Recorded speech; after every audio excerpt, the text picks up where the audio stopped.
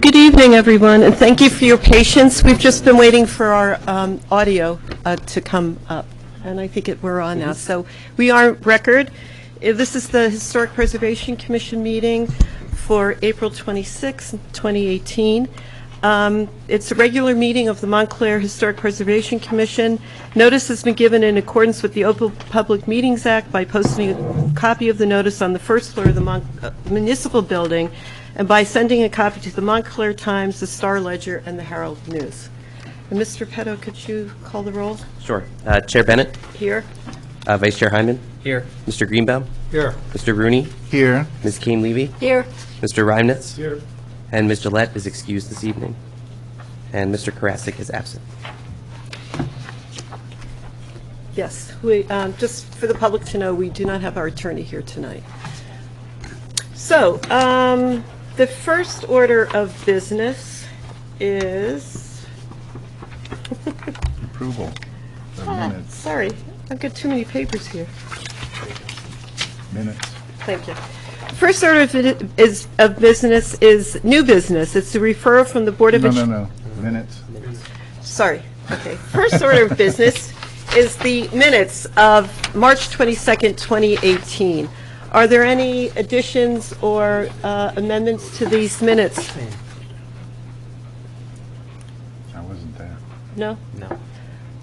Okay. So, may I have a motion to accept the minutes? Motion to approve the minutes as drafted? And second? Second. All in favor? Aye. Aye. Abstain. And we have an... I guess I have to abstain too. Yeah, We're there's here. 3 of us abstaining. Okay, so Mr. Rooney and Ms. Kane-Levy were not here. Mr. Reynolds. Okay. All right, so, yes, that's right. So there are three abstentions.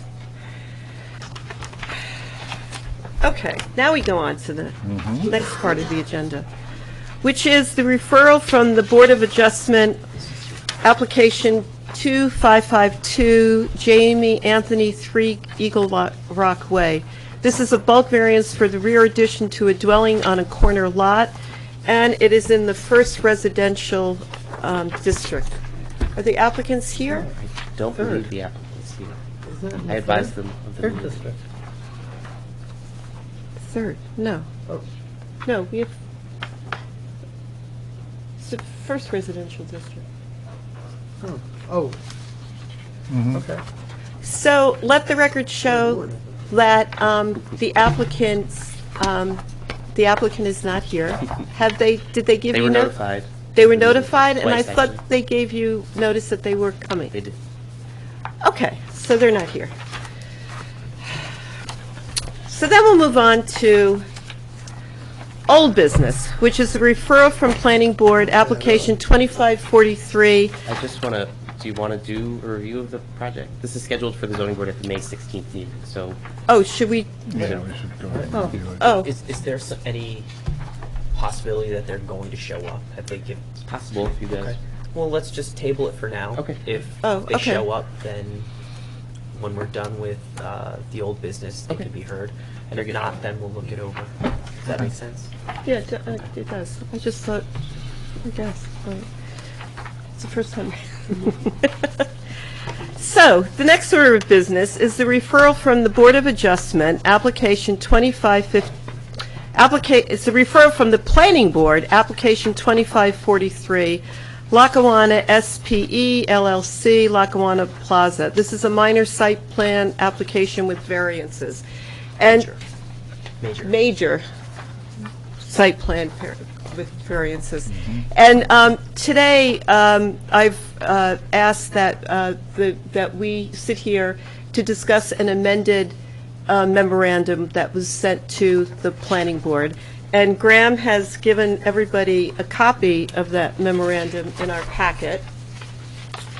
I would like to preface it with a few remarks. This is a referral, as I said, a referral for the Planning Board, Lackawanna, a major site plan application with variances.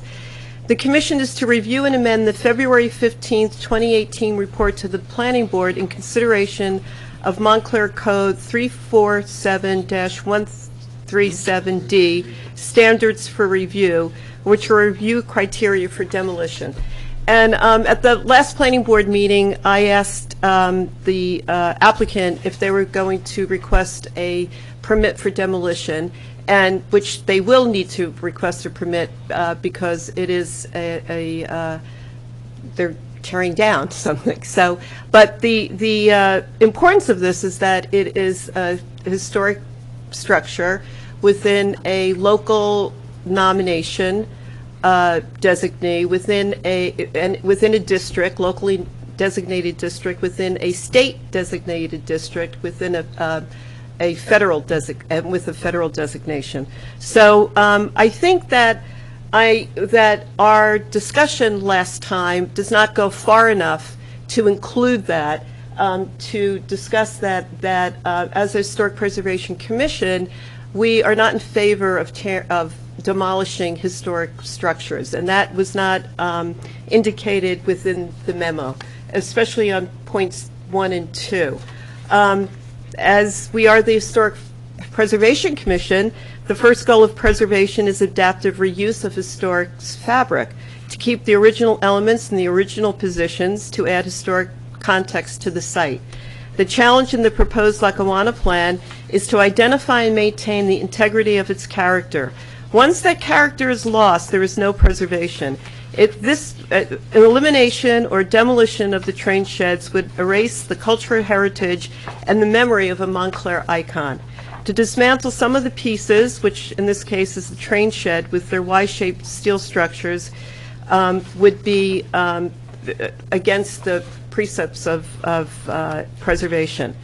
This iconic station and the train sheds are unique to Montclair. They're unique in that they're historic elements and they are important to our town's origins. The train sheds are an integral to the part of the architectural integrity of the Lackawanna Terminal and to interpreting its historic purpose. So, as we all know, Montclair is a town that owes its suburban identity to the train as one of the earliest suburbs in the country, the idea of a commuter suburb. Destroying that part of the original story would be a detriment to the community, and particularly as the town celebrates its 150th anniversary. Demolishing these structures erases one of the very things that defines the building's reasons for existence and historic significance.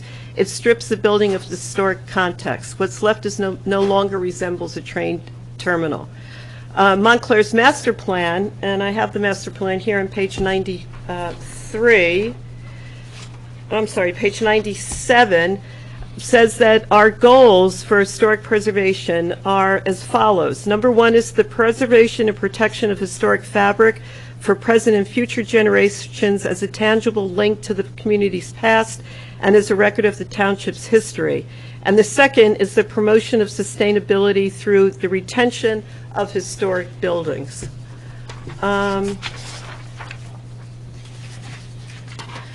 Now, what I would like to do is, the commissioners, we all have our points from the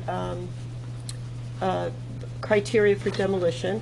What I asked the commissioners, what we're going to discuss tonight is there are 10 points for criteria of demolition. The reason I asked to do this tonight is that if we do it when the planning board approves the plan, it will be an obituary. They'll be gone, and we won't be able to do anything to save them. So I just would like to put the image on the screen. Graham, sorry. Just to show what we're exactly speaking about.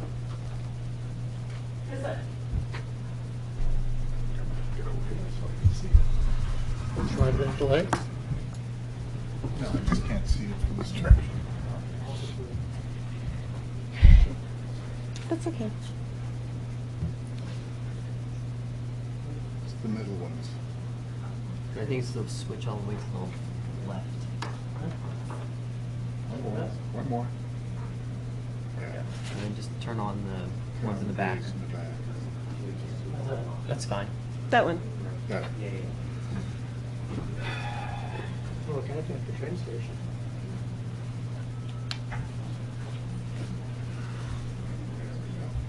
Okay, thank you, Graham. This is an image that we've seen before. It's been entered into testimony. It's an image that the developer and the architect have created and supplied with their plans. And what we're speaking about, the demolition of the train sheds, is this area right here. There are 1, 2, 3, 4 train sheds within that Montclair area, within that area that determine the Montclair terminal. This would be the Pig and Prince. This is the head of the train sheds, which fronts on the plaza, Lackawanna Plaza. And what the application, the current application, it says is that these would be destroyed. It would open up a larger parking lot, and this would become, which was the original Pathmark, would become whatever food store. They don't have a company yet that is taking that over, and this would add as auxiliary parking for that food store, or giant parking for that food store, I should say. So I just wanted to be clear that that's the area that we're speaking about tonight. Okay. Thank you, Graham.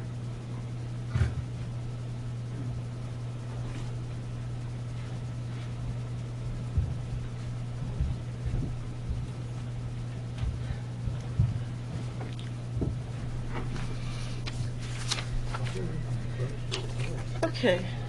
Anything else I should say?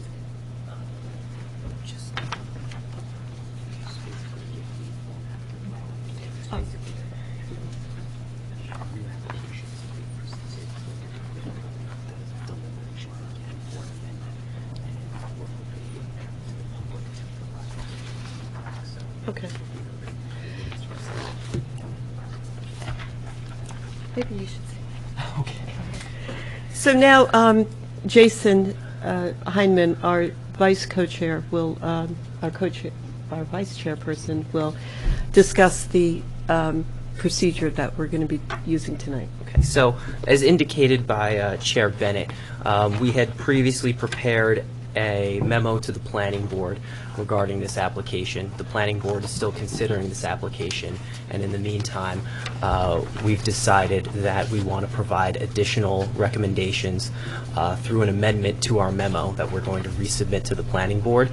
And prior to the commission deliberating on the proposed amendments, we also want to hear from the public. So there's going to be an opportunity for public testimony.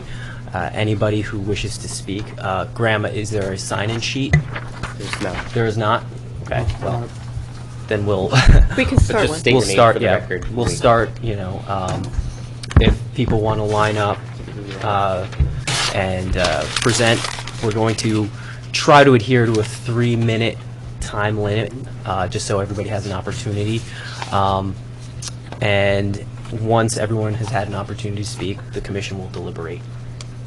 Okay, so with that being said, if anybody would like to speak, please approach the podium.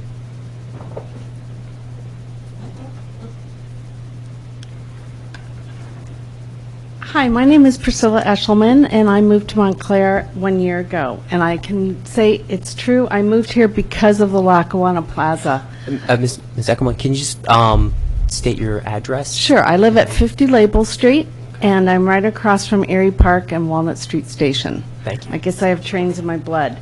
So I was house hunting all over New Jersey, and it wasn't until I drove up Bloomfield Avenue and I saw Lackawanna Plaza that my heart just stopped, and I thought, what a special place this is.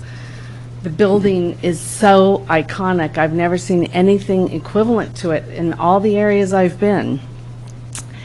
Other than a few examples I'm going to show you tonight of a new use I think would really make sense. I think it would satisfy the Fourth Ward's needs for a grocery store, and I think it would deliver what the town really could make use of, which is making the Lackawanna Plaza a true meeting place.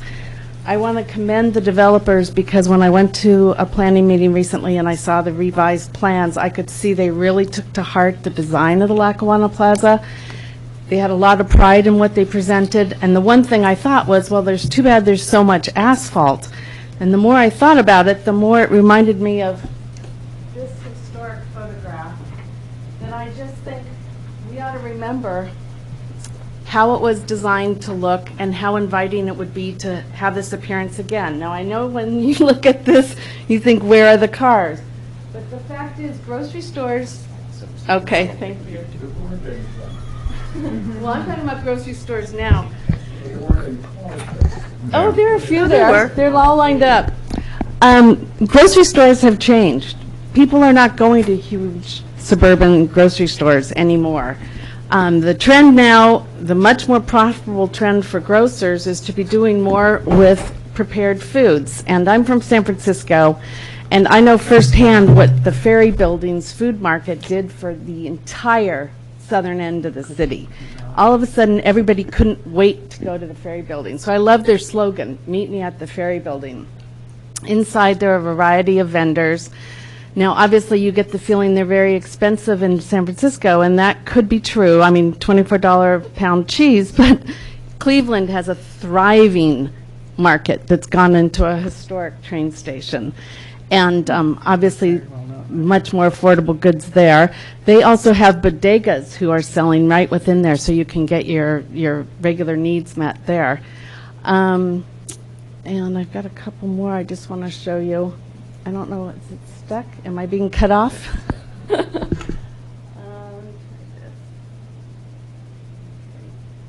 here. Just because I really want to just show you a couple more. Okay, Philadelphia's is booming. Even on day trips, people can't wait to get to the market there. Baltimore's has had a huge positive effect on that part of the city since they reopened their market. And of course, Seattle's Pike Peak. The Daily Table is somebody I think should be considered for the market because they have affordable organic greens. They take expiring organic produce. The former president of Trader Joe's, it's his company, and he's looking for new cities to open in. So I think that could be a really nice balance between maybe more gourmet food and more affordable food. And altogether, we'd have a place where people would say, let's meet at Lackawanna Plaza. Nobody's going to say, let's go meet at a regular grocery store. So I just want to show a couple of quick trends in what's happening in the supermarket world. I consulted for some supermarkets for a time, and the trend is going towards prepared foods. People are busy, people are stressed, people are getting groceries delivered much cheaper than a grocery store can sell them. Meal kits are every other ad on television and big box stores. So grocery stores are making a killing the larger they do their prepared food section. I've just got one more slide here, so I'm not going to browbeat you. So here we see a stat that 88% of grocery stores now have an executive chef on staff. I mean, they are cooking food for people to pick up. Obviously, we'd want a partner who's health-oriented because Montclair people eat very healthy, and we want the Fourth Ward to have access to affordable, healthy food. Okay, I hear a ding. So I just want to close by saying a progressive use for a progressive town. This would be a place people would say, are you walking distance to Lackawanna Plaza? Can I meet you there Saturday? Let's meet at Lackawanna Plaza. So I hope you'll consider this. Thank you.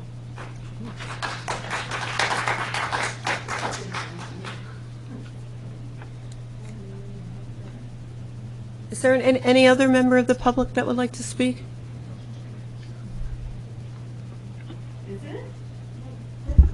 Hi, I'm Lisanne Renner. I live at 42 Godfrey Road. I really loved your comments earlier at the beginning of the meeting. They echoed a lot of what I had already jotted down. But I just want to mention that I sort of feel a little bit disheartened at the evolution of the project because a year or so ago we were seeing pictures of a park where the parking lot is and really exciting developments. And then the project that we see right now has a larger sea of asphalt than we ever had before and demolition of a large part of the Bush train shed. So that doesn't seem like a progress forward. I think demolishing the train sheds is really like sending the Lackawanna terminal to the chop shop. You're taking off a big chunk of the building, which is what makes it meaningful, and it's what helps tell the story of the building. It tells the story of a train station and the evolution of a suburban town. And when you remove those sheds, you erase that part of the story. And generations later cannot read that site as a train station. They don't see the story that's embedded in the bricks and mortar when you remove a large chunk of the building that tells that story. You know, if you're left without the train sheds, you don't see that building as a train station anymore. And, you know, this is a building that's on the National Register of Historic Places, so we want to protect as much of that as possible. So, you know, my recommendation is in your memo that you very strongly suggest not tearing down those bush sheds. Thank you. Thank you. Thank you.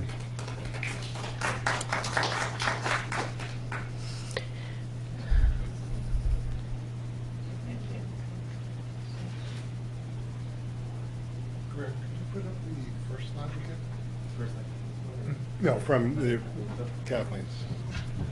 Hi, everyone. I'm Frank Rabacki, 398 Upper Mountain Avenue.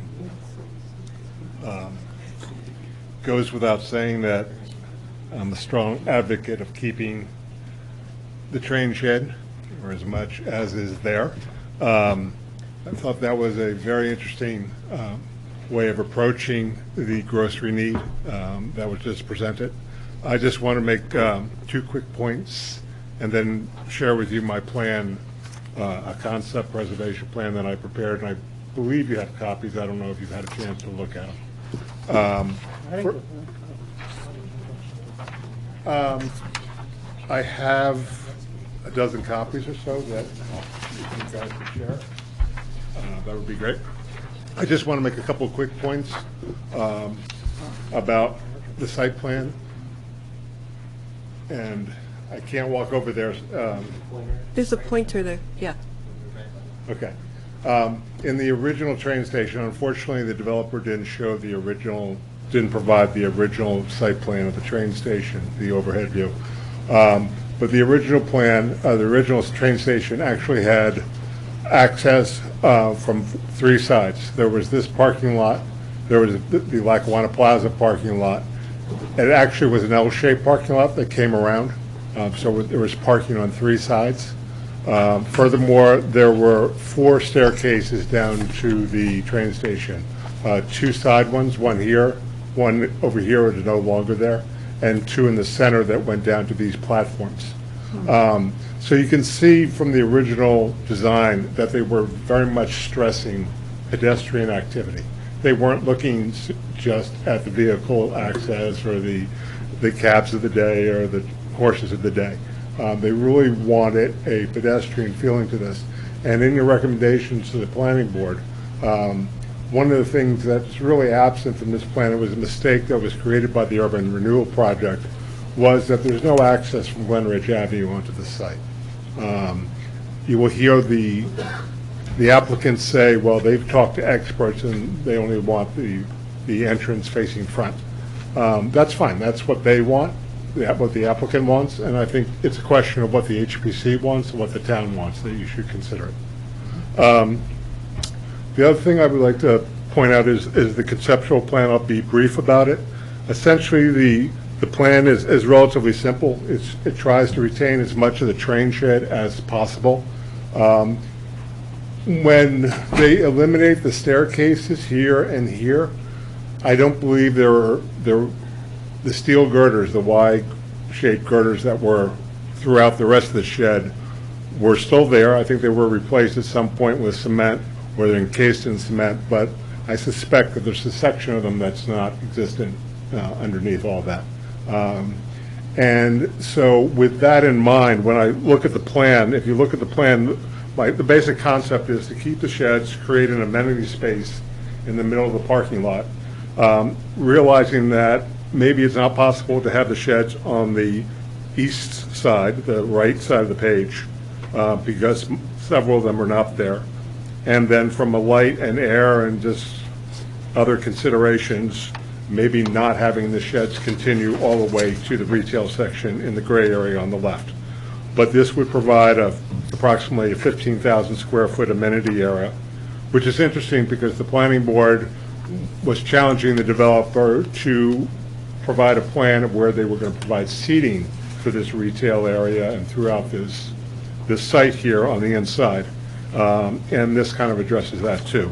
But visually, what you will have from street level is, yes, you will see some cars, rows of cars in front of you, but you will see the shed outline from the street level. You will see that a train station was there. There will be a couple of gaps, or maybe not. Maybe we can keep the whole thing, leading directly to the rest of the shed and the terminal building itself. And even where there are gaps, if that back shed is kept intact, you would still visually have a line of support columns and shed covers that will be visible from the street, either Grove Street or from Bloomfield Avenue, which I think is one of the key issues here. We want to retain the sense of a train station. Without the sheds, it's just a terminal building in a sea of asphalt and modern other stuff. And the second thing is, when you repurpose something historic, a lot of times when we want to save something historic, we create a museum out of it, like a schoolhouse, and no one goes there. I can't guess how many people haven't gone to the Crane House to see what it is, as active as that is, And there's some other things. The house next door, I don't think a lot of people go to, as far as the population is concerned, or as a destination beyond the town. I think if we could make the train sheds, we could repurpose them and give them a life of their own and stand on their own, and actually pick up on what the prior speaker said about meet me here, or look, we're going there, why don't we can grab a bite, prepare food, and go sit out in the amenity area, or whatever they're going to call it. It gives it a little bit more of an anchor to this space instead of just a parking lot, which is the current anchor. Anyway, that's the basic plan. I will point out that I think there's an opportunity, I would like the HPC to comment on it, about if the planning board saw the need and the developer was supportive of it, of putting parking adjacent to Glen Ridge Avenue. And that is basically my concept. Oh, and one other concept, one other part of the plan here that you will notice, I'm closing the entrance on Grove Street. There will be one entrance just like there is currently, and I think that's sufficient. And if that's a problem, again, it could be an Uber drop-off area right there. I mean, there are things that be done, and you could reopen it possibly, but my plan would be just to try to keep Grove Street activated as a true streetscape. Thank you. Thank you. Thank you.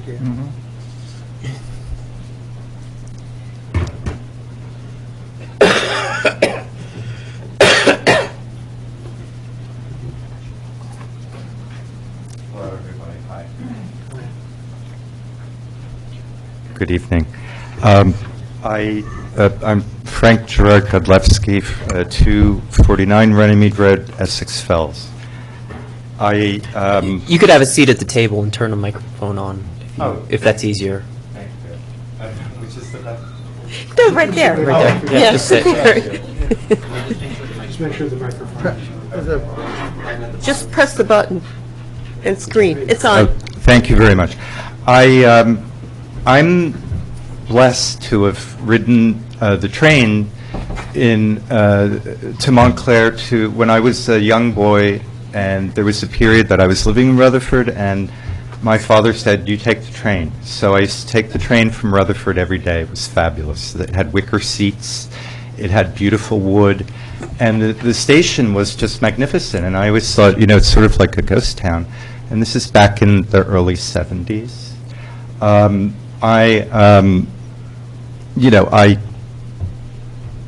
I really, being born in Montclair, and I went to Montclair Academy and MKA, and I feel like, I'm just here as a concerned citizen. I am a commissioner, historic preservation commissioner, and a chair in Essex Fells and Caldwell, and I designate landmarks. And I recommend, first of all, I want to compliment the board for being so concerned and for really making the effort to come back to have a discussion tonight, because that's the correct thing to do.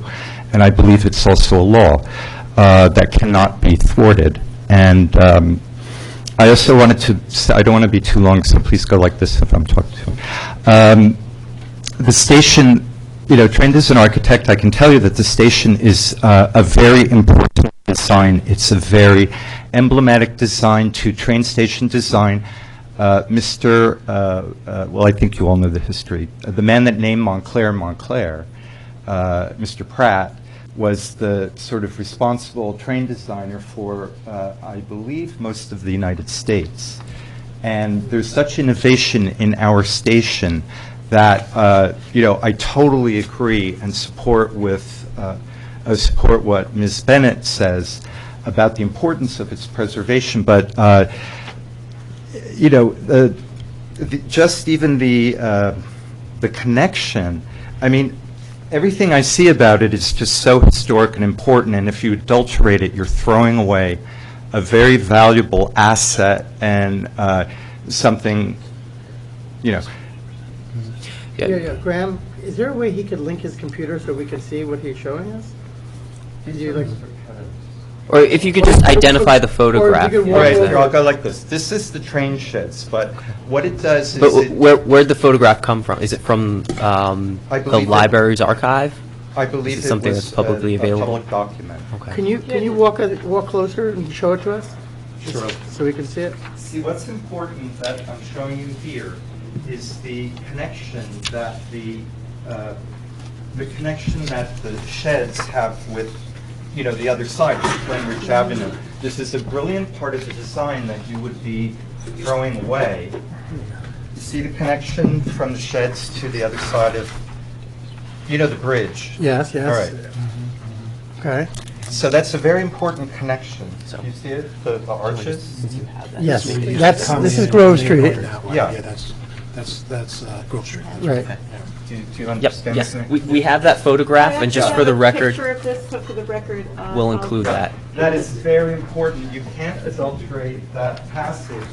And, my idea is that if you remove the sheds, first of all, you're killing the landmark, and you can't do that. To maintain the integrity of our train station, you can't touch the building where the pig imprints is, the details, you can't touch the sheds, you can't adulterate them. But it's such an opportunity to repurpose them, because my idea was always that Montclair should have a market like Lambertsville. It's a no-brainer. Who wouldn't come from Manhattan to Montclair to look for vintage stuff and antiques and whatever? It's such a no-brainer. And they do it in Lambertsville, they do it in Connecticut, in Elephant's Trunk. Why aren't we doing it in Montclair? And when that market, and I totally love the idea of the market, repurposing it as the market, when it's not being used as an antiques market, it could be a fabulous farmer's market. Another idea that I have for Montclair that would be, so doable would be vertical farming in a lot of the buildings that are, that need to be repurposed. They do vertical farming in Newark. It's turning out really well. It could be the marketplace for the vertical farming so that, residents can buy the fruit and vegetables. If you have the marketplace, for the vintage stuff and antiques, it also gives the residents of Montclair an opportunity to have another economy. Instead of doing garage sales at home, we could do something much better. Dick Grabowski's done this in his lobby. He's using it so well. He has pop-up art galleries. He's had art things. So that train station is so valuable to what could be Montclair Center, because it could provide another level of economy to the community, but it could also be a meeting place, because when Nolan designed Montclair, the idea was to have a plaza in the center, and it was never implemented because the building that was occupying the space was the country club. And then when they tore it down, it was the site of the Haynes building, let's say, and now it's the Sienna building. That was supposed to be our plaza, with the gorgeous Tiffany window in the church. It would have been fabulous, but with the Sienna building, you can't even see the window. but even with Haynes, they didn't realize If you could that. just start to conclude the Okay, economy. so anyways, Thank you. thank you, I appreciate that. Don't touch the sheds, you'll kill the landmark. We have something so valuable and so useful as a plaza, as a market. And what else? Oh, and then you'll destroy the connection with the other part of the... Oh, and Mr. Edison, who lived in Llewellyn Park, is responsible for all of that concrete. It was like a status symbol in 1914 to have all that poured concrete. And then the lit globes, so you shouldn't touch them. And I really recommend that you do not, and thank you very much. Thank you. Thank you. Thank you.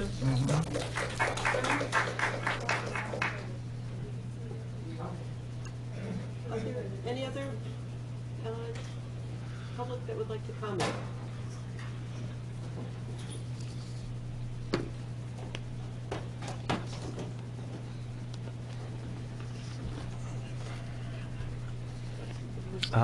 Well, thank you for comments. We will Conclude that portion. We'll conclude the portion of public comment, and we'll start our discussion on Montclair Code 347-137D.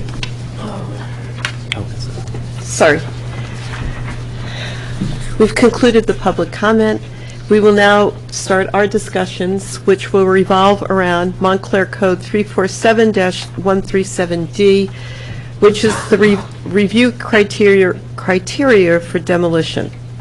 I know this is in regard to any applications which seek to destroy a landmark or any building, structure, object, or site located within a landmark district. The following matters shall be considered. And the first one is its historic, architectural, cultural, and aesthetic significance. So, Well, how did you want to go through? We're not going to go through this line How by about line. if each commissioner, Well, yeah, some of these? yes, Yeah. yes. Okay. John, do you You want want to to jump around this way? Sure. Okay. I think, am I on? Oh, there we go. Even more than, or part of the experience of the train sheds is indeed from Grove Street. But another experience is the inside of these train sheds and the experience of being in that, I mean, once you're inside, you can read that history and experience that space, which is very unusual. So it's not only just outside, but it's the inside experience of that history as well. We are not supposedly supposed to be designing. We're here to comment on the historical aspects of the building. But certainly, we've spoken amongst ourselves, and there's lots of solutions here, lots of great ideas. You know, there's solutions like Faneuil Hall Marketplace up in Boston. They repurposed that to a whole economic engine there, and I could imagine a version of that right there, selling food, you know, accomplishing some of the tasks that I know the Fourth Ward wanted in terms of grocery stores and so on. So, in terms of number one, its historical, architectural, cultural, and aesthetic significance, to me, there's not, we can talk about all the others, but to me, I would just hang everything there myself, and we can talk, that's my opinion. Thank you. Okay.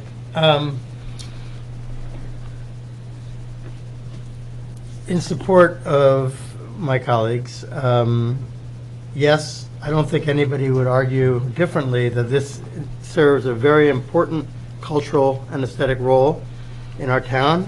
It's already been recognized by two different government bodies for its need to be preserved. It's been memorialized through those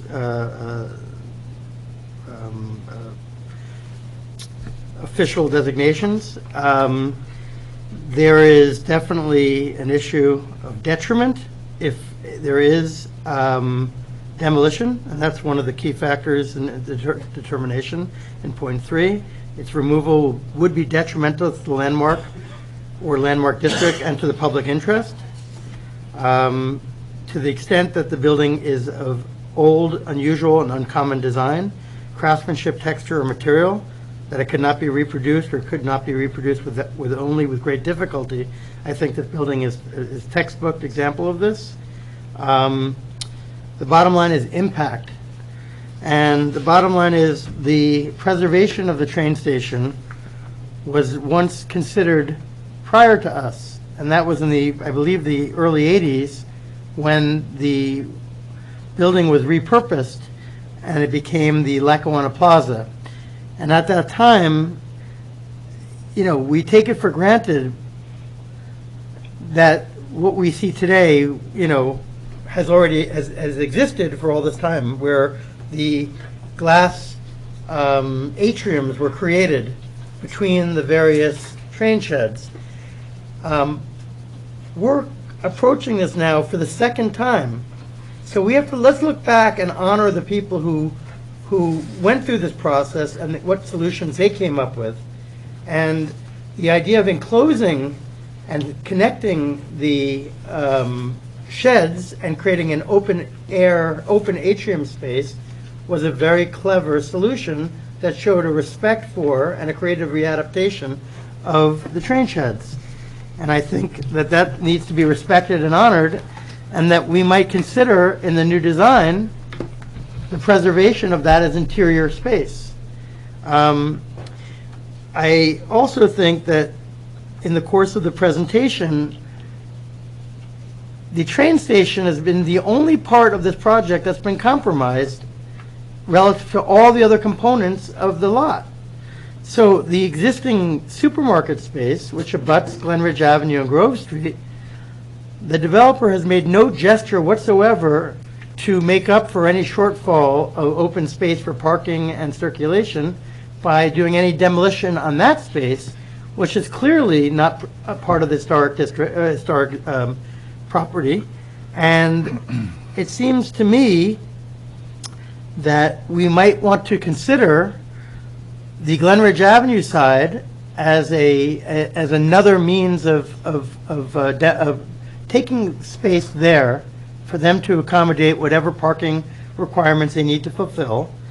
And I think it's important that we recognize, too, that the Grove Street, eastern side of Grove Street, which is currently vacant, and there is circulation directly into the space, presuming we preserve the train shed as an interior atrium space, that means of egress and access can also serve as an element of circulation, and parking could be on that side of the street, which was already considered and actually acted upon very intelligently. Now, we all might look at the, quote, 1980s aesthetic of what was done with the, you know, the pink and teal, you know, signage, et cetera, but you know what? I don't know who did it, but they were very thoughtful in many cases, and the bottom line is they made one mistake, and that mistake, I believe, is they viewed it as a mall. Now, if this is going to be a single-tenant supermarket, at least in the main section, why not make that atrium section, the enclosed atrium section, part of the interior of the supermarket? And if they need to give up square footage, why are we giving up the train shed? Why not give up the square footage on the Glen Ridge side, which right now completely closes off Glen Ridge to any activation? It's a dead section. So we can activate Glen Ridge, preserve the train shed, and give them the parking and circulation that serves everybody's interest. I think we can have a winning solution. All the people who've spoken tonight have given us each additional suggestions that showed a great deal of care, and meaningful thought. And I'd like to build upon Frank Rubacki's suggestion, which was the Glen Ridge Avenue side as a means of demolition. You showed in your plan a suggestion that you remove portions of that and bring parking to that side. I think there's a possibility to build upon that. I think you were right on that. I think your preservation of the sheds was right on, but why not keep it as an interior space as part of the supermarket? And that combines now with the suggestion of the first speaker, who said, you know, prepared food courtyard. Well, what a perfect place to be, to meet at the Lackawanna, where during the daytime there's natural light coming in, and you have the benefit of this great architectural space that not only is functional and activated and vibrant, just aesthetically, but it honors and respects the train station sheds. So bottom line is, that this process is an iterative process. We've been going through this. This is probably our fourth meeting on this project. I think that everybody's input has been very, very helpful. And I think the township should recognize this as a tremendous opportunity to activate Glen Ridge Avenue, the Fourth Ward, and that corner, and begin to really revitalize that section. And yes, we all need a supermarket, not just the Fourth Ward. And so I think there's a way that the architects can be challenged and empowered to do a more thoughtful concept. Thank you. Thank you. So going through the criteria set forth in, set forth in 347-137D, the review criteria for demolition, without going through them in detail, I think it's fairly obvious when you look at the National Register of Historic Places inventory nomination form and then the companion form for the state Historic Place Registry, that criteria 1, 3, 5, 6, 7, and 9 are all implicated in the Lackawanna Plaza site and train shed area. When you look at the requirements for adaptive reuse, the speakers who presented today, consultants who've presented at the various hearings before the HPC and the planning board and various design review committees throughout the redevelopment planning process to the present site plan application, demonstrate that there are alternative uses for the train shed area that's proposed to be demolished. And I think it's important to highlight, as one speaker said today, and as I've said in the past at other hearings, that in a pedestrian downtown district, a district that is in close proximity to mass transit, tearing down usable retail space to increase a surface parking lot, it's antithetical to the sound community planning. So based on that, I would recommend amending our memorandum to the planning board to reflect that fact that there are alternatives to demolishing the train shed. Specifically, points 1 and 2 address the significance and reuse of the train shed stanchions, but we kind of glossed over all of the discussions that we had about the significance of those and how they should be preserved in place. So, my recommendation would be to strengthen the language in those points, and then even the preceding paragraphs to clearly reflect the consensus from the HPC in the prior hearings about the importance of preserving that train shed area. Thank you.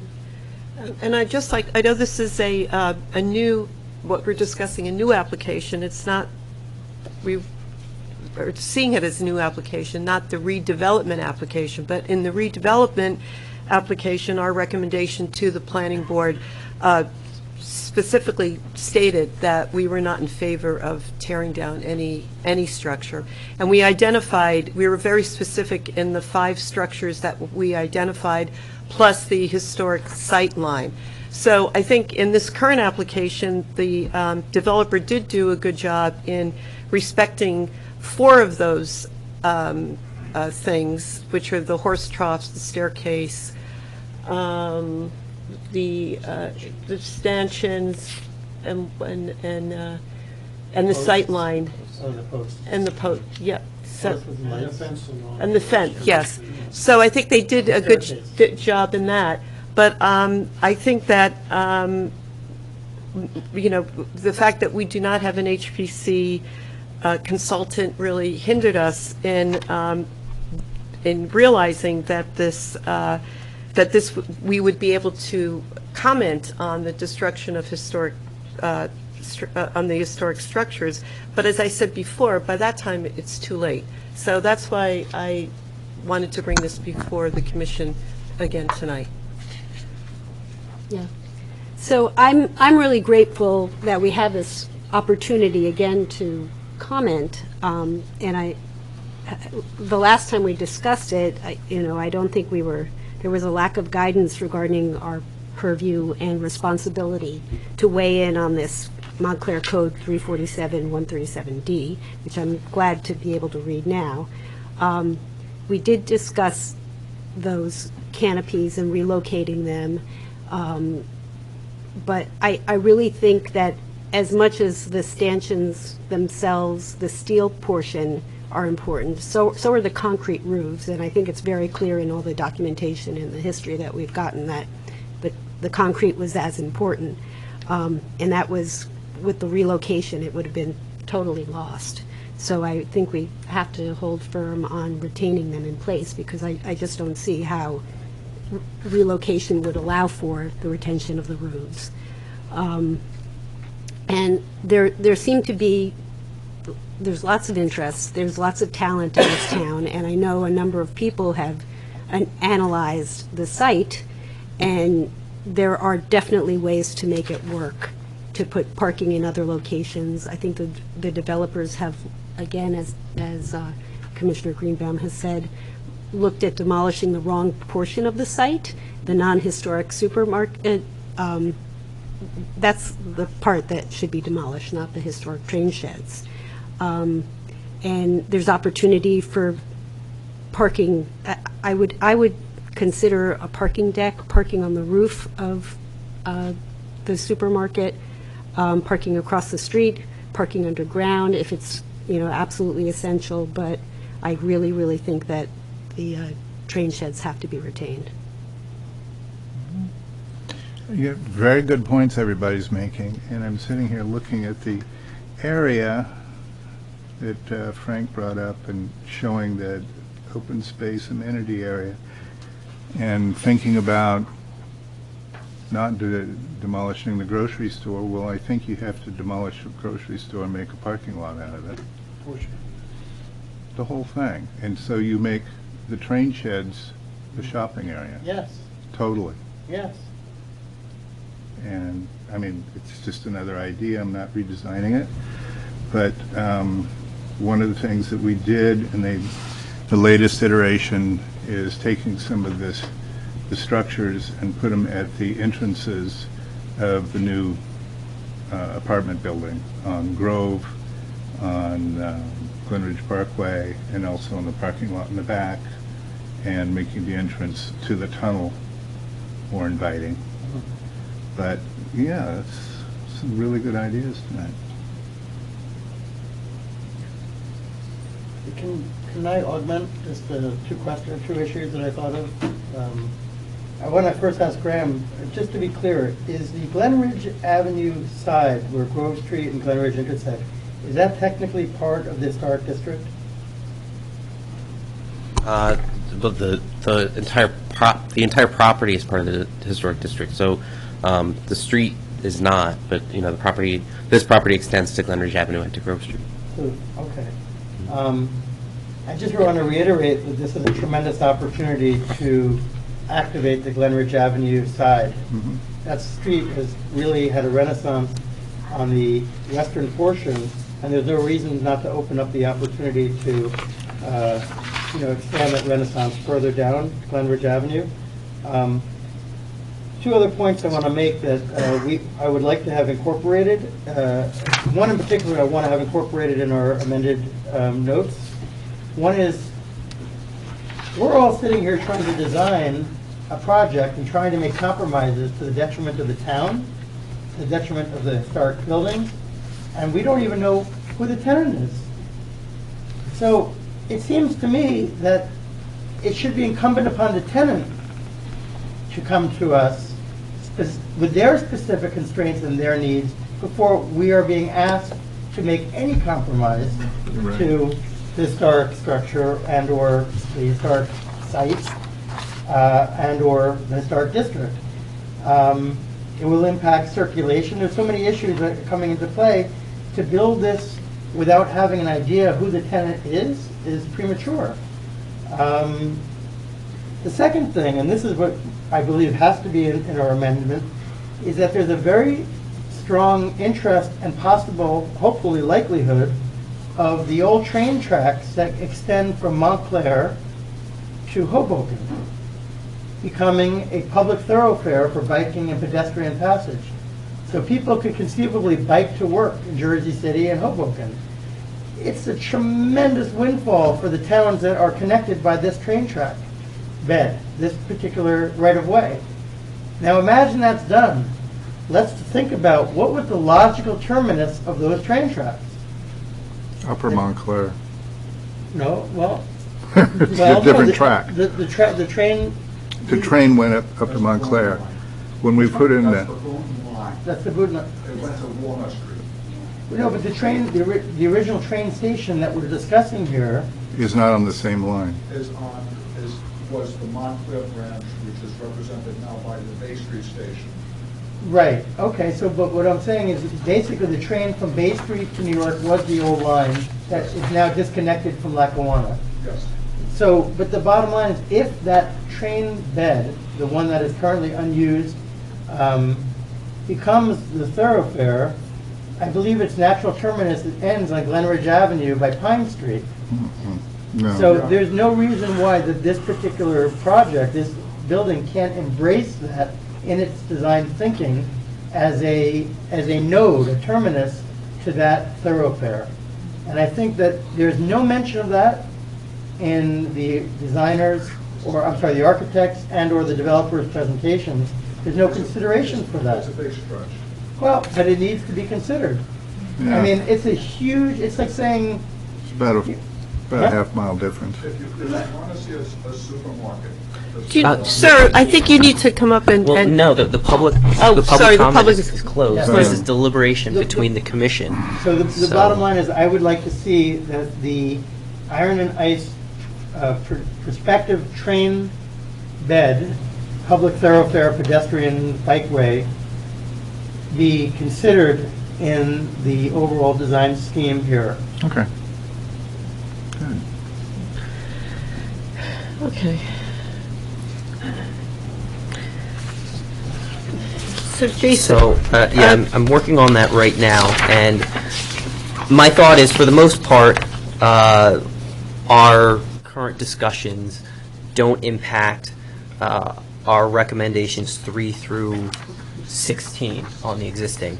My proposal would be to amend the February 15, 2018 memo to eliminate bullet point 2, and in place of 1 and 2 have the first bullet point read that the commission finds the destruction of the train shed area inconsistent with the section 347-137D criteria for demolition. The train shed should be retained for retail/commercial use, and any parking requirements should be made up through demolition or reconfiguration of what was the prior supermarket area fronting Glenridge Avenue. So that would be the new paragraph 1, and then paragraph 2 would be something to the effect as, as a I guess, last-ditch alternative, the applicant should incorporate relocated steel support structures, so on and so forth. And that would be paragraph 2, or recommendation 2. Well, how about if the supporting, there will be a certain number of supporting structures that, I think there's probably 10 or 12, the structures that, where were they? I forgot where they were. Oh, no, maybe I'm wrong. Oh, we're preserving them, that's the idea. Yeah, no, but I think that there was, I thought there was, There was 97. right. And they then were using 82. 82, another, like that. okay, so I'm sorry, I thought there was, that they should be used for the bus shelter was the only thing that I could think of. I can't think of it being used. They were used for the bus shelter, they're used for the entrances to the new building in the 3 areas. And So, just to clarify, on item 2, Mr. Hyman, what you're saying is, you'd like a preceding statement that just says, in the event the planning board grants approval for demolition of the train structure. Yeah, so please let me just clarify. Yeah, I So think- on the existing memo, what is recommendation 2? That would be stricken. What is existing recommendation 1 would become 2 with the preface that, as a last ditch or as an alternative. Yeah, as an And then alternative. the new recommendation 1 would be that the commission finds the destruction of the train shed inconsistent with Right. the demolition criterion, and the train shed should be retained for retail/commercial use, and any parking or circulation shortfall should be made up through other means pertaining to. do we say anything about demolition of the grocery stores not being, just give their idea that it's actually not part of the historic fabric? Structure. Well, I think You can reference that it's a later addition, not original. original to the Okay. structure. I think We that can makes say sense. that. Yeah. But I think it should be more detailed in the train shed should, comma, including the steel structure and the concrete roofing elements. Right. Mhm. And Should be maybe even going so preserved. far as, and we might want to discuss this, do we believe that the glass enclosures as they exist today over the train shed, the atrium space, should be recognized as a previously well-conceived creative readaptation? What I would suggest is, it's going to go either two ways. It's going to be open space, right, between these train sheds, or it's going to be enclosed. If it's enclosed, I think it should be glass, in order to emphasize the old The sheds. linearity. And not just filled in. So I think we could. But are you suggesting that the recognition of the 1984 redevelopment, is that what you're suggesting? What I'm saying is that we make reference to the fact that in 1984, this body, I imagine, if it existed, did it exist in 84? Okay. Somewhere along the line, there was some There was. mitigating board, organization, et cetera, that preserved the structure of the train station. And the solution that they came up with had a lot of merit to it. And can I just tell you that the large part of that pushback at that point was the Montclair Historical Society in 1984.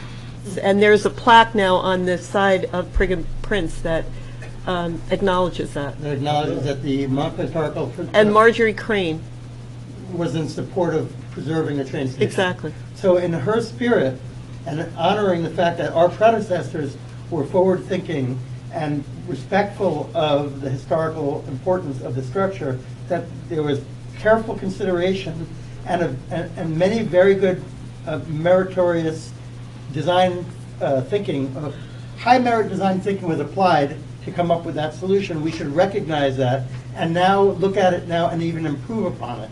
The things that weren't successful, we've had the opportunity to see what has not succeeded as a result of that design and what the benefits have been. I'm just saying it would be good to make reference to it in our amendment. And given the 150th anniversary of the township, and May is Preservation Month, Yes. all those things it would be ironic to let it go at this point. So, the other thing I want to add, I just want to make sure, is the Glen Ridge Avenue activation, it should be in our amended language. That should be incorporated into the whole overall site plan design, that we're trying to achieve activation and making that a more pedestrian-friendly Inviting. and inviting means of entry to the overall site, to the benefit of the town and to the landlord and to the tenants. Could that be an additional bullet item? Depends how we want to draft the paragraph regarding potential demolition of the I guess, prior shopping center. Not the mall area, but the supermarket, the old This. A&P, yeah. So, if we want to get into specifics about, that portion being demolished for parking or for another use, it would be... I don't know if that's our purview. Yeah, I think that's. No. I think we're here to, I would suggest we're here to keep the train sheds. To keep them in their cleanest and clearest historic form. Whether there's glass or they're open, that accomplishes it. And that's how the developer or whatever, anyone else who comes up with ideas, that's all I would suggest, really care about at this point. Yeah, but I think it's important, and I think Kathleen, you mentioned, is to provide guidance on what our position on that back of the house portion is. If we're saying preserve the train shed, does it mean preserve the whole thing? Right. Or preserve, are we prioritizing preservation of the train shed Yes. over other portions of the Yes. existing structure? So what I you're think it saying should is be clear. you want to make a point of distinction that the area of priority is the existing train shed. Yes. But the other portion, the 1984 addition, are not necessarily, are as restrictive Yes. in their, If something has to get demolished, it should start on that side of the block. So my question is, would that be an additional bullet point, or would that be within number 2? I think it should be contained in number 1. Number 1? Yeah. Okay. So, Okay. could you read that? I have kind of sketched notes, but, I mean, if you want to give me a minute, I could write something up. yeah, I mean, if you does want to. We'll give anyone you a want to minute. make any comments about the passageway connecting the eastern lot from Easter Grove Street, and whether or not that thoroughfare, that point of circulation should be recognized as worthy of preservation? It's going to be preserved. They are using it. They are using it. Do you think we It should have becomes some- kind of private. It's like a back door. It's a back door to the apartment house. I think there's one door, if I saw the plans. Well, you go, You don't really, you go through into the parking garage. right. But one could make the statement, if we felt strongly about it, that passageway, which was the original passage of the train, and I'm not saying it has to be, but is it worthy of preservation? Should you come to the other side and Well, should that be open to the public or accessible? yeah, it's not original because there were several tracks that went through there, and Grove Street was much higher at that point, because you can tell that stairway ends about 6 feet Right, above up above the level of the the street. sidewalk. So, I mean, it just preserves one of the tracks. Right.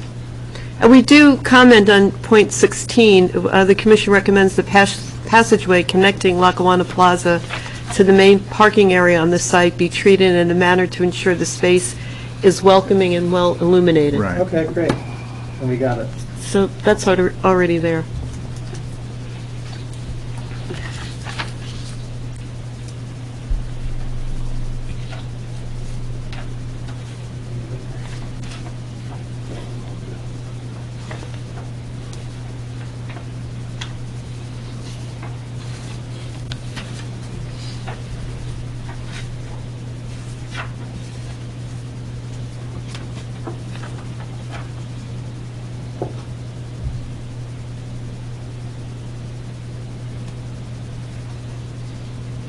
You know, when you talk about a market, there's several markets in New York, but one of the most astounding ones is in the 59th Street subway station. Oh, right.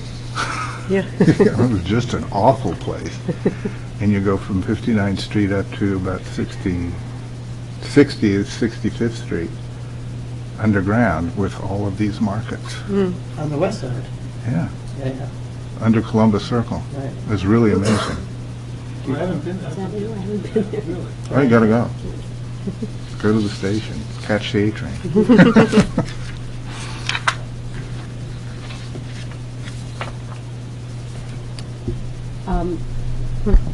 Is all this additional documentation that we have here, will that be part of the record for the planning board to review as well?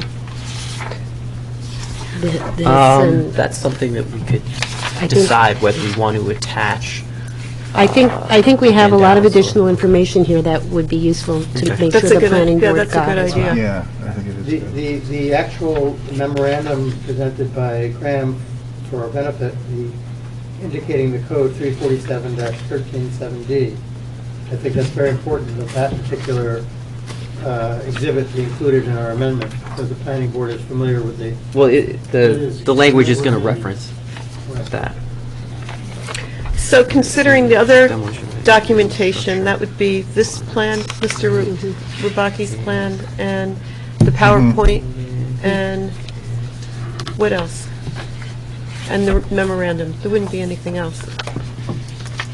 But you have This sort of thing. the No. aerial view. Oh, the one that I showed? Right, the one that came from, well, that's a good illustration, you It's a know. great illustration Yeah. of what we're trying to do. Right. Exactly. You know, what's very interesting is we have no photographs of the interior of the train sheds in any of our presentations. Standing on Oh, right now? the track. Standing inside, looking down and showing what exists today. Oh, okay. And I think that might be something which, if you'd like, I would be happy to go down and photograph it, and we can include it in the exhibit. I could send an email with photograph. That's technically. Yeah, 'cause that would be outside. That's technically the interior. Right, okay. So, all right, here's what I drew up for a revised recommendation number 1. So it would be, the commission finds that the destruction of the train shed structure, including the steel supports, concrete covering, and the glass atrium, is inconsistent with section 347-1, 347-137D demolition criteria. The train shed should be retained for continued commercial/retail use. If demolition of any existing structure on the site is needed, demolition should begin with the 1984 addition abutting Glen Ridge Avenue. And then the existing paragraph or recommendation 1 would become recommendation 2, with the caveat that it is an alternative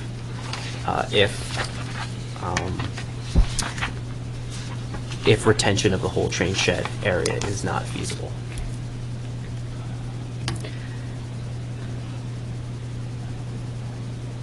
Okay, and then we'll continue with points 3 through 16, which would be the same. Okay.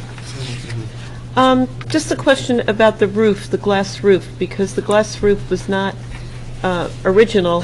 And could you just read that back, what you just read? You said the structural steel Yeah, I said- supports, the concrete roofing. The train shed should be retained for continued commercial retail use. The train shed structure, including steel supports, concrete covering, glass atrium. I don't think it necessarily has to be the glass. Okay. Right. Then we can take You that might- out. You might say which presently, which, you might want to say which presently has been enclosed with glass atrium.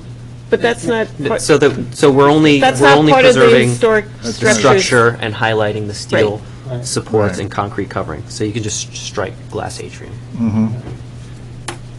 It might be helpful if some of the local media has some photographs of the interior of the space, so that the community who might not frequent, or new visitors, people who've moved to town recently who have not been shoppers in that particular space, or people in other wards who don't necessarily circulate in that area, get the benefit of seeing the interior of the space as it was envisioned in the 1984 creative readaptive use of the property.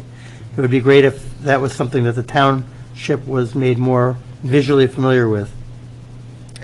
Okay, so we have the wording for the Yeah, so recommend- procedurally, I'll draft up the revisions to the memo and share them with the chair and the vice chair first. And then you will, And then I'll you'll share a atta- final draft, final Okay, and you'll version with everybody. attach those three Yes, and I'll attach those graphics. three The graphics. This plan, Do the you- one Yeah, I need a overhead, copy of that. Here you go, my copy. and the, You have, can I have that picture?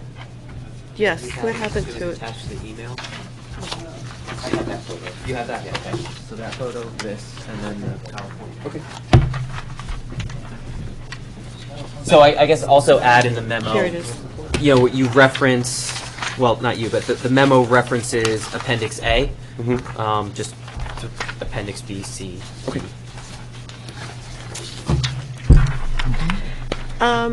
And I would like to thank the members of the public that came tonight and those especially who spoke. And the next planning board meeting, I believe, is May 14th. Correct, Graham? That this is going to be I discussed? believe so, yes. May 14th. So I urge people that feel passionate about this to attend that meeting as well. Okay. Oh, so, Graham, did you receive any response on application 2552? Let me check and see. I have not. No? No? Okay, so I think it makes sense to just go over that to the extent we can. Right. I mean, it's just a recommendation to the planning board. To the Can Board we of take a Adjustment. 5-minute break? We can discuss it. We can talk about it, Inside. yeah. Yeah. Let's just take a little, a We'll take a 5-minute break. 5-minute break. All right? Okay.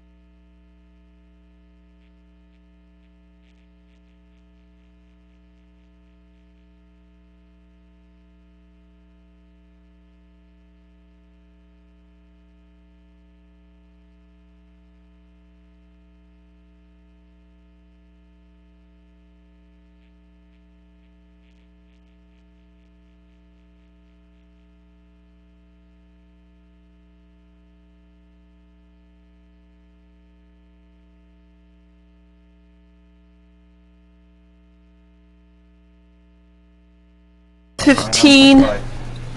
Edward Bowser Jr. We're back on. We're back on the record. Okay, we're back on the record at 9:15. This is a referral from the Board of Adjustment, application 2552, Jamie Anthony, 3 Eagle Rock Way. A bulk variance for rear addition to dwelling on corner lot, First Residential Historic District. And let it be noted that the owner, neither the owner nor the architect are here. That's correct. I did speak with the property owner.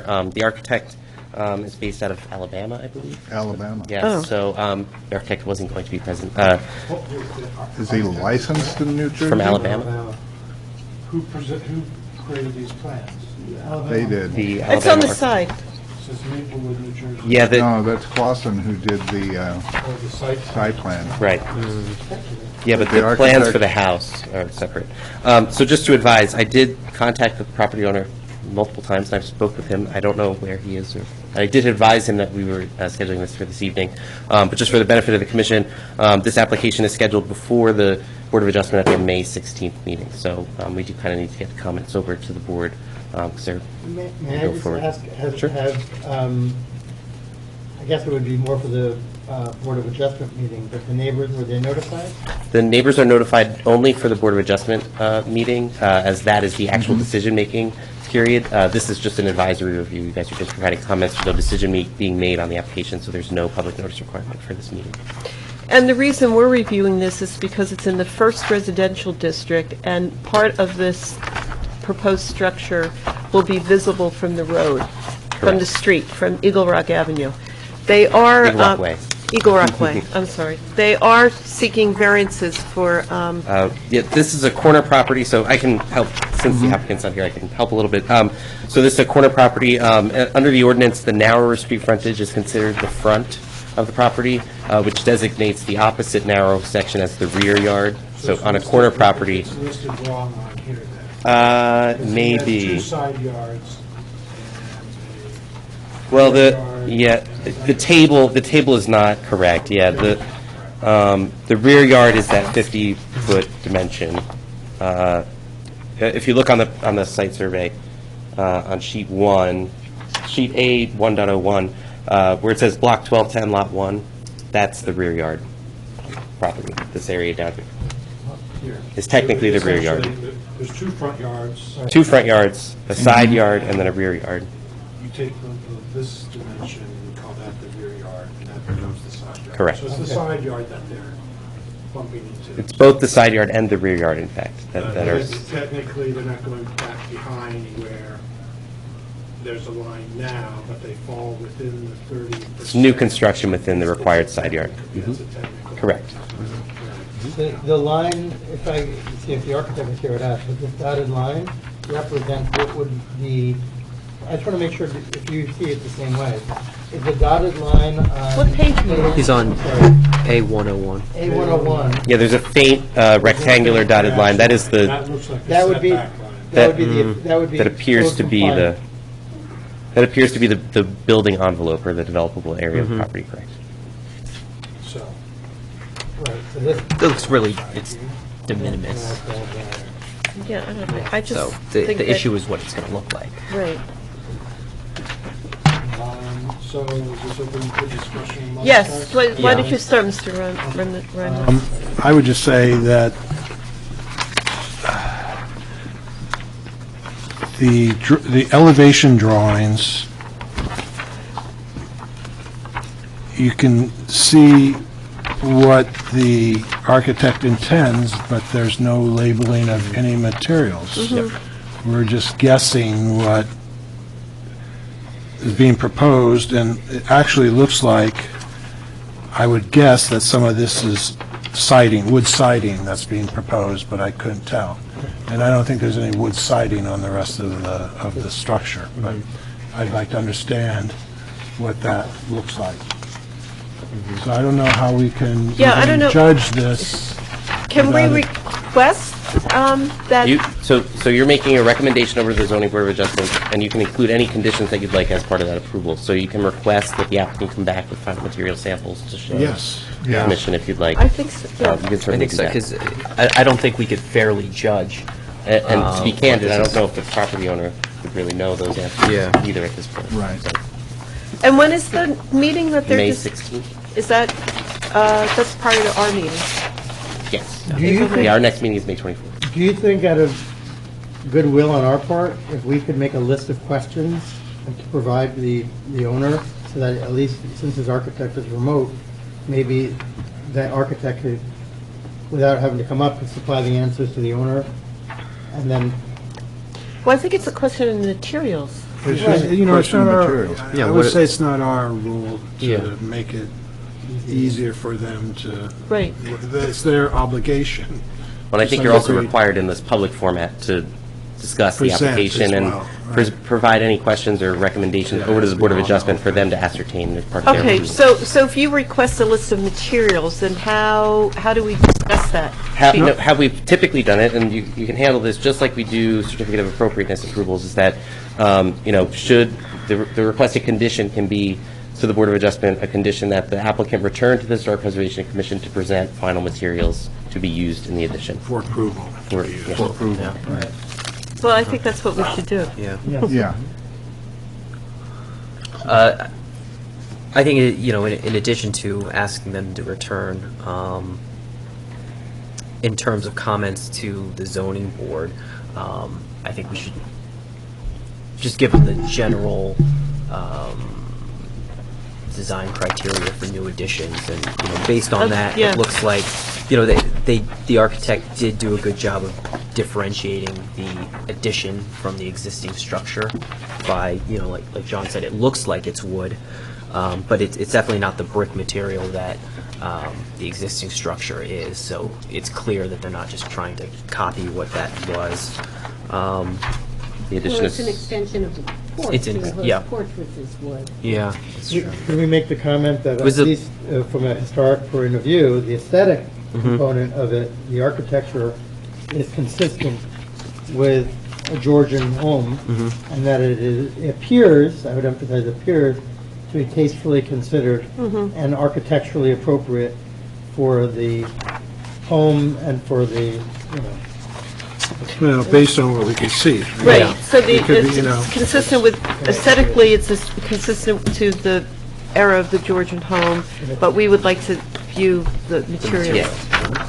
And could that be reviewed by the design review committee? that's typically what we do, is we just put Historic Preservation Commission. You can administratively decide how you want to do it. If you want it to just go to revisions, it can just go to revisions. Well, I think that's good. Variances. Well, we could, let's just say it comes back to historic preservation. Yeah, I would do the full commission, and how, Okay. once the applicant returns with their sample materials, I can reach out to you guys, and you guys can decide, do an assessment committee, or we can. All right, so then, and then that's, so we, I would just like to bring up that If we this could goes just- to the. We're recording. Wait. so- Guys, we're still recording.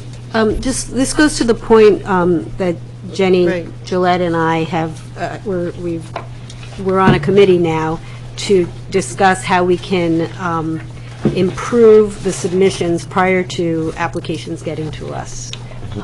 A pre-application review committee, so that we can say whether or not an application is complete. And in this case, it's not a complete application for our review, so.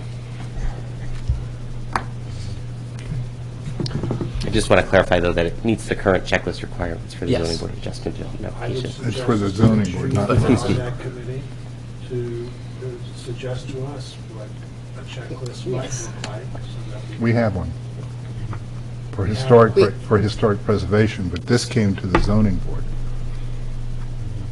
so basically, as a Board of Adjustment, we should probably have a checklist for the Board of Adjustment too, which is probably the same exact checklist. The Board of No, it's Adjustment already not. has a They have codified checklist.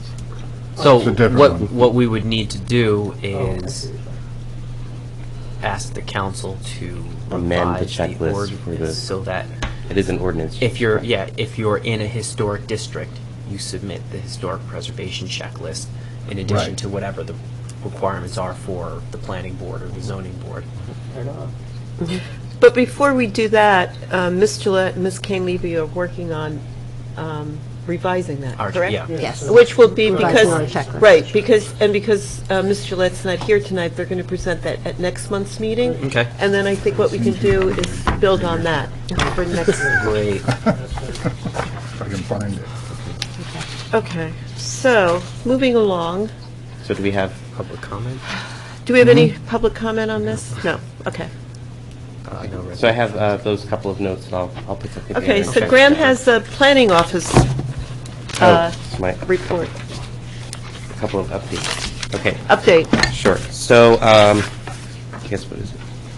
Okay, so a couple of items. First is the RFP for the historic preservation consultant has been posted today. It was published in today's edition of the Baltimore Times, and it's also posted on the township website. There's a direct link with Kathleen and Jason. But if anybody else wants a direct link to share out with folks, you're welcome to visit And on the how website. long would that be posted for? I don't recall the Is closing it, date. it's 2 weeks? I think it's 2 weeks, it may be longer. The closing date is posted as part of the announcement. I don't know exactly what it is Okay. off the top of my head. Because I have to get you that listserv from the SHPO office. Mm-hmm. Okay. With respect to the certified local government grant and aid application, I have not yet heard a response from SHPO regarding that application as a yes or a no. Typically, we do get a letter addressed to Mayor Jackson that indicates whether we get it or not, and I have not received a letter, yes or no. So I But don't the know. deadline is the 30th, I believe, or isn't the notification by I the 30th? think the notification deadline, yes. Is the 30th, okay. Correct. As I sent a note to everybody regarding the History and Historic Preservation Conference, which is early June this year, the 6th and 7th, correct? So I just wanted to confirm attendance with everybody. So I have Steve, Caroline, Kathleen, Jason is not, will not Talking about be. the June event? Yes, David, yeah, you confirmed, John, and Jenny Gillette, and you're just day 2. It's a 2-day event? It's a 2-day event. The first day is primarily a walking tour of Patterson, and then an evening kind of social gathering, some kind of introductory programming, and then the second day is really the conference sessions. So, that's the workshops. Are you, have you RSVP'd? Are you? Yes, No, David I did didn't. RSVP. Oh, okay. But if anyone wants to walk into a Patterson, I'm happy to provide it anytime. How about Ms. Gillette? Is she? She will be attending. Oh, good. Okay, that's great. And then on the preservation awards, that posting went up the first week in April. We announced the awards, and I've received a handful of nominations so far. And the deadline is Monday the 30th? Yes. Deadline is April 30th. So these are nominated by the residents of the town, not by us. They can, by I mean, the- they can They be can nominated be by the commission nominated as well. So, Graham, do you have a list of buildings that were completed? I sent the list, I emailed the list to you guys. Yeah. Yeah. But I can resend that list to everybody. And this could include any residential or commercial structure in town. Right, it doesn't have to be something that came before us. And it doesn't even need to be something that's landmarked or not. I mean, Right. Michigan's Right. kind of making, it's our own awards program, so we set the rules. Can we nominate the new hotel on, What, we can't, okay. okay. But if you have any nominations, please send them in And the awards will be presented at the May. at the May meeting. 24th meeting. Right. Bloomfield? Right here. They were not. Is that it for updates from the? And then the 150th. Oh. So the township now has a dedicated webpage for the 150th anniversary celebration. It's a year-long event. We're working on compiling the full list of structures in town that are, we've done kind of a brief smithing of the tax rolls to identify what's older, what's at least 150 years of age and older. So those properties that existed at the time. And I believe that we're going to, I think that we're going to try and work on the meeting with the History Center to schedule kind of some time to develop a walking tour or something to Right. And showcase those and the properties. other thing that I thought of would be interesting, depending on the number of buildings we have, which I think you said were how many do we have? 75? Something, yeah, I don't know the exact, I don't want to say the It's exact. interesting to have a vintage photo juxtaposed with the current photo, so, which could actually even go up on the website.